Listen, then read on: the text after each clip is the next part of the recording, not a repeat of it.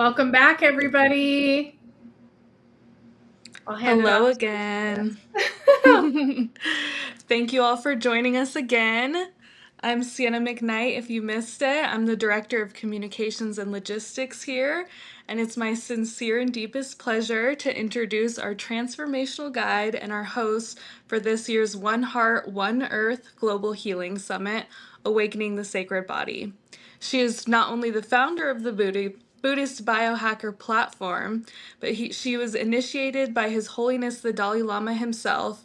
Her work is rooted in nonviolence, compassion, and vibrational healing. This is Lisa M. Gunshore, everyone.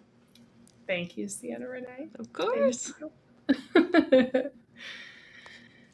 Well, hello, everyone.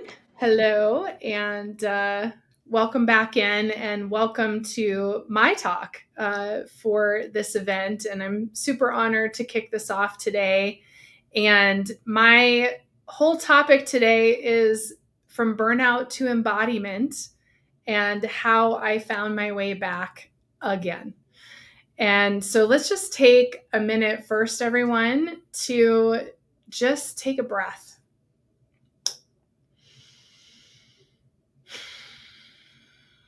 Place your feet flat on the ground, close your eyes, and breathe in deep. With each breath, slow it down. Breathe in and breathe out slowly.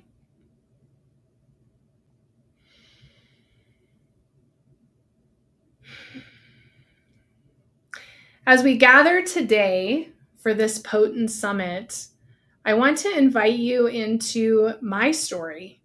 It's a story of forgetting, denying myself, and then remembering again. And I'm guessing it sounds a lot like your story. And it's a story about the sacred body, about how we can lose her, often slowly, subtly, and while taking care of everyone else. Whether you're a mother, a wife, a partner, a teacher, a healer, a caregiver of any kind, you know this story. You give and you give and you give, and one day you wake up and you wonder where you went. It's my story too. And it's a story about how we can always, always, always find our way back. So I want to take you back to a summer long ago now when I was 29 years old. At that time, I weighed 247 pounds, and I'd been walking the same sidewalk I'd walked for months. I was trying to lose weight. And I was carrying so much more than the weight. I was carrying shame and grief and codependency and a lifetime of putting everyone else's needs ahead of my own. And at that time, this was 2007, I had left my career in fashion and I had started reading tarot cards professionally. I had kind of come out as a psychic medium, and I was meditating in parks, and I was studying clairvoyance in Boulder at the Psychic Institute there, and working really hard to reshape my body and my life. And on that summer day in 2007, I found myself at a field by my house, and it was just beautiful. Still, the air was still. I was sitting in a field. And I took off my shoes so I could put my feet on the earth.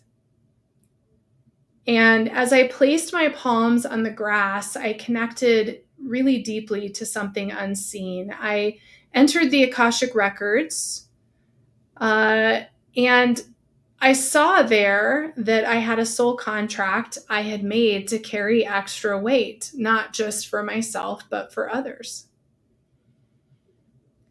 And the tears came. Something clicked inside of me. I realized I'd taken on this burden energetically, emotionally, and physically. And I did this to feel connected, to be significant, and to feel needed. And that moment, clear back in 2007, was the first time I recognized my own self-abandonment, my own denial of the self. And I remember at that moment placing my hands on my stomach. And I think it's the first time I'd ever done anything like that, placed my hands on my body. And I whispered to myself, "Who are you?" And in that moment, I just felt all of the layers of disconnection. It wasn't that I didn't love my body. I didn't even know my body. I didn't know who she was. I didn't know what she wanted. So that day I blew away the contract that was in my Akashic records, and I vowed at that time to stop carrying what was never mine to hold. And this is where my healing began. It's what I share in my book, Cherry Pie and Enlightenment Pie. And it began for me then because I was acknowledging myself for the first time in a really long time. I was kneeling in the grass, holding myself, and I realized that I was something sacred. And so maybe you've had a moment like this. I'd love to hear if you have, or maybe yours is still waiting to happen, but we all have access to this sacred moment, to the moment where we choose to come back to ourselves. Because the truth is, we cannot continue to heal the world, love our children, hold our clients, support our partners if we're hollowed out, numbed out, or lost inside ourselves. Our bodies are our homes, our altars. And in this summit this weekend, it's an invitation to come back to these sacred bodies, to this altar that is the divine feminine, the divine masculine, being a human being. And so at that moment, my whole life blew up. Saturn returns are never fun for anyone. Mine was extraordinary. My dog passed away. My car blew up. I got divorced. I moved in by myself. And I lost all that weight. But I didn't just lose that weight because I got divorced or any of those things. I lost the weight because there was a whole other journey that took place. And within that journey, self-abandonment, codependency, overfunctioning, these were not only trends in my younger years, but they're trends today. I'm a stepmom to 4 kids, and I have an incredible husband, and I have this work that we all do together here on YouTube and in my office. I have my books, and I still overgive, overfunction, overdo, and I still deny myself. And so the point of my story today isn't about that we shouldn't deny ourselves, but instead that we can come back to ourselves even when we've kind of forgotten that we exist. So it wasn't a diet trend that took 98 pounds off my body. It was the study of Ayurveda and learning that I had parasites, mold exposure, candida overgrowth, food allergies. My immune system was screaming out for help, and I had to learn how to take care of myself as me, as a unique body with unique needs. And I want to share a scene from The Golden Girls, of all things, because it's poignant to my story.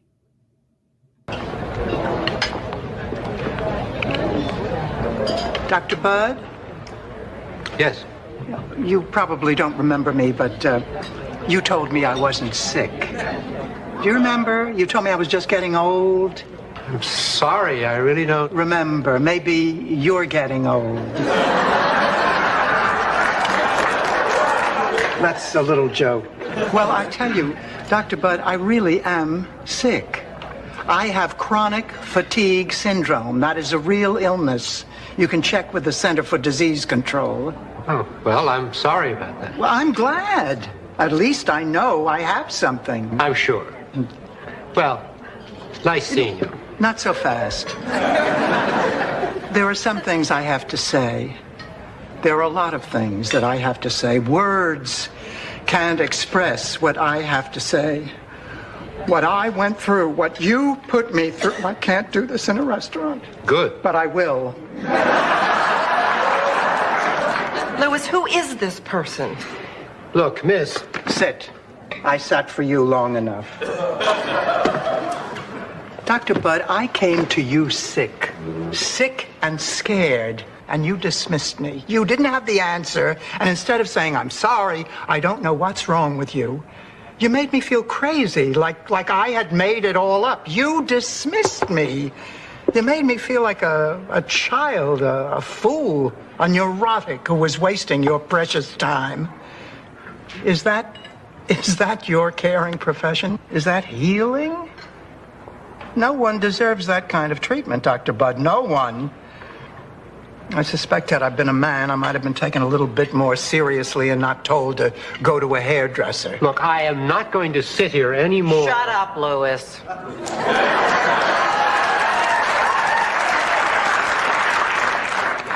I don't know where you doctors lose your humanity, but you lose it. You know, if all of you at the beginning of your careers could get very sick and very scared for a while, you'd probably learn more from that than anything else. You'd better start listening to your patients. They need to be heard. They need caring. They need compassion. They need attending to. You know, someday, Dr. Bud, you're going to be on the other side of the table. And as angry as I am, and as angry as I always will be, I still wish you a better doctor than you were to me.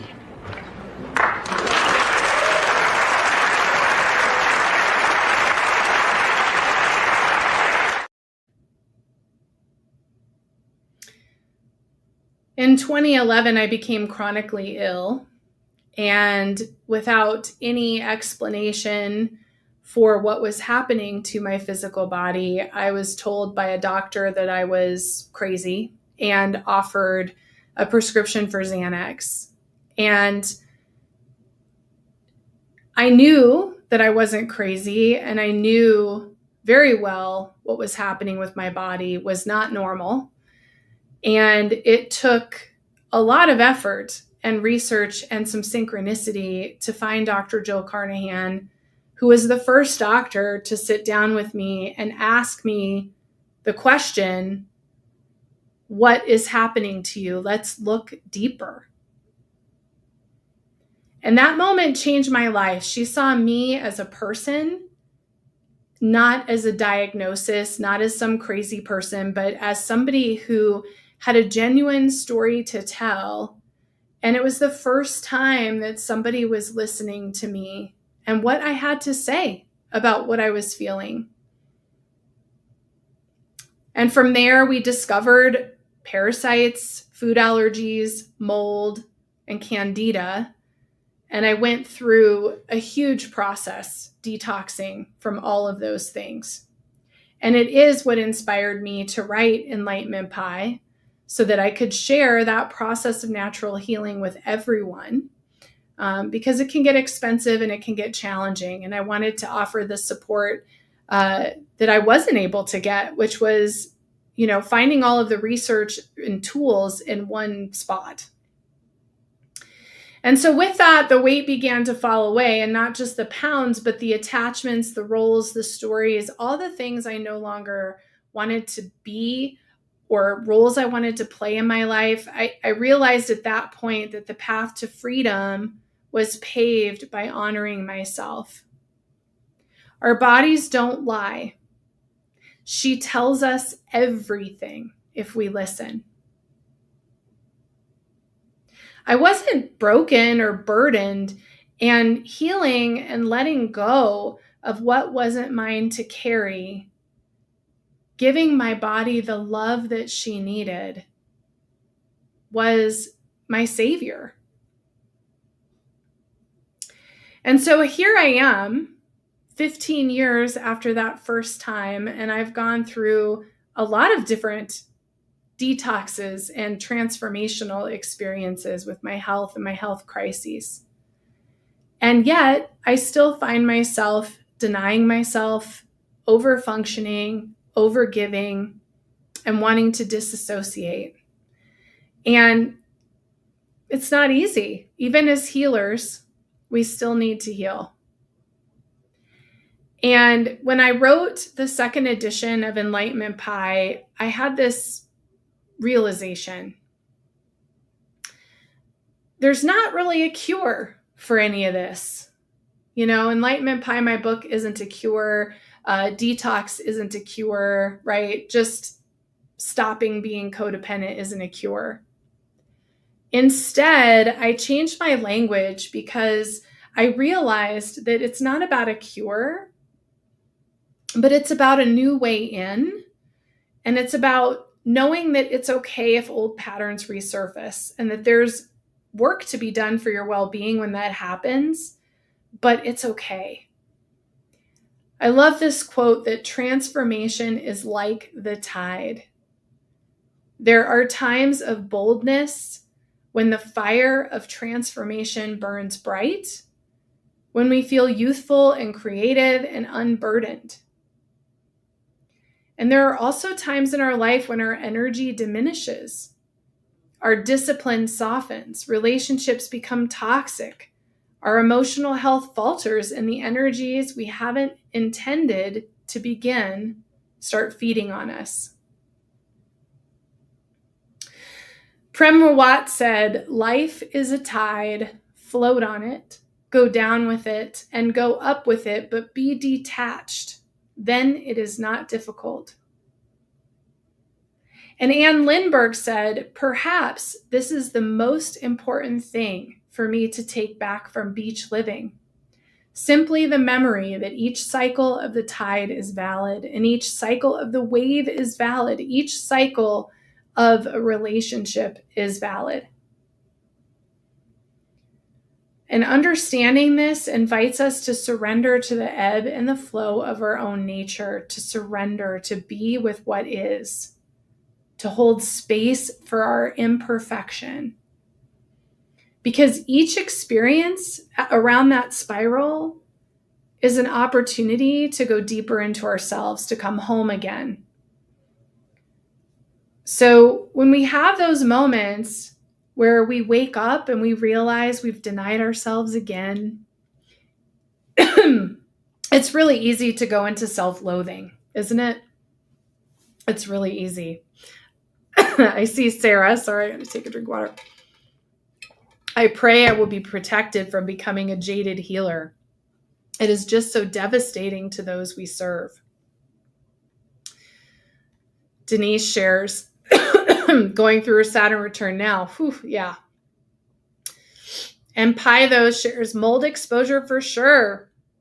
Construction work has shown me that often heat pumps get full of mold and recycle mold spores and old air." Yeah. So when we realize we've denied ourselves, when we gain that weight back, when we get sick again, when our symptoms return, when we're angry or resentful or frustrated, like Sarah's saying, the jaded healer, it's just another opportunity to go deeper, to go around that spiral, to go deeper into the rose petals or the lotus flower, or in the mud where the lotus is growing out of, right? And so I just want us to remember that, transformation is like the tide, and it doesn't matter how many initiations we have or how much work that we do on ourselves or how much we've looked at our shadow, there's always something left to discover. And it's not about self-loathing or beating ourselves up or being angry or resentful. Instead, it's about letting go, surrendering to our awareness, and beginning to heal ourselves again. And so how do we return again and again? I wrote 4 steps in my book, Enlightenment Pie. The first step is become aware. And that is the first step in a lot of programs. Acknowledge what you are feeling. Stop everything and allow yourself to be still enough to notice what's going on inside your body and your mind. The second step is to become wise. Ask your body what she needs. Listen to your wisdom within without jumping to fix or solve. Get data. Take some tests. Find out your DNA. Find out if you have parasites in your stool. It's okay to take some tests. Find out some information. Become wise. And the third step is practice. This is all about nourishment, taking loving action. Rest, hydration, alone time, movement. Nourish yourself in whatever form is most honest and aligned with you. And the fourth step, which is so hard that it actually took me a second edition and 5 years later for me to even write a chapter about the fourth step, which is trust. Trust is so hard. It's hard to trust ourselves. It's hard to trust our intuition. Allow your results to unfold. Trust the process. Stay open to receiving. These 4 steps: become aware, become wise, practice, trust. Again and again, I go back to these 4 steps. It's why I wrote them in a book. It wasn't because I decided one day those were 4 good steps. Those are literally, after looking through 15 years of journals, it was literally the steps I went back to again and again, including right now, to heal myself and to come back to my center. And the thing is, your sacred body is always waiting for you, always. She's always there. And so we're going to come home to our sacred bodies right now. So I want you to get comfortable in your seat, nice straight back. Place one hand on your heart, one hand on your belly, and close down your eyes if you can. Breathe in through your nose and out through your mouth. In through your nose and out through your mouth. Feel the weight of your hands and the rise and fall of your breath. And whether silently or aloud, speak to her, your sacred body, now. I'm here for you now. I'm here now, present with you. I've missed you, and I'm sorry if I have been gone.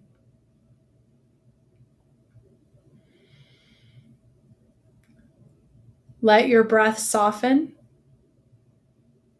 Let your belly expand. Unclench your jaw. And ask your body, what do you need from me right now? What have I been ignoring that you need me to feel?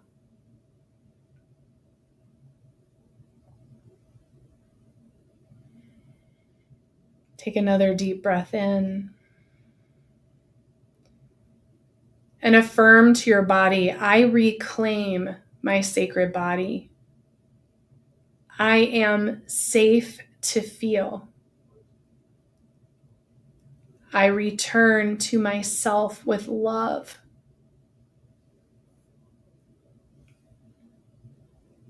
Take a deep breath in and a big breath out. And bring your chin down to your chest, feeling the stretch of the back of the neck, and flutter your eyes open. Coming back to center. No matter how far you've gone, no matter how long it's been, your body is still yours. You are sacred. You are allowed to come home. And let today be your great return.